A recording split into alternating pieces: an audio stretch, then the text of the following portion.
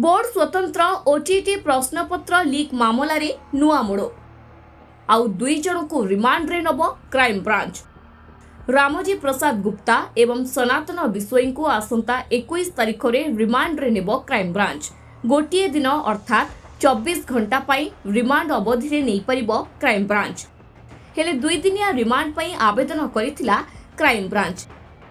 Remand अनुमति देले JMFC 3 court एने प्रतिक्रिया रखिछंती अतिरिक्त सरकारी वकील संजीव दास।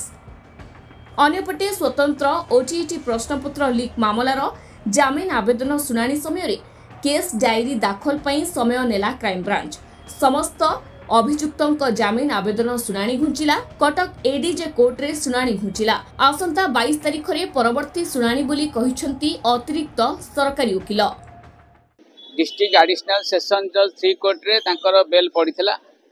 ताको आसंता 22 तारिख जेहेतु केस रेकर्ड संपूर्ण पहुंचीनी उभय पक्षंकर शुणी आसंता 22 तारिख को से केस धार्य करागला एवं ता मध्यरु सेतरे रामजी प्रसाद गुप्ता एवं सनातन बिश्वई 2 जन accused person you as the custody तांको क्राइम ब्रांच रा आईओ इन्वेस्टिगेशन ऑफिसर रिमांड नबा पई कि 20-21 दिन अपील करथिले।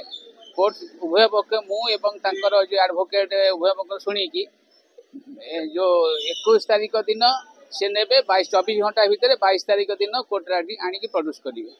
कटक प्रभु कल्याण पाल रिपोर्ट धरित्री लाइव।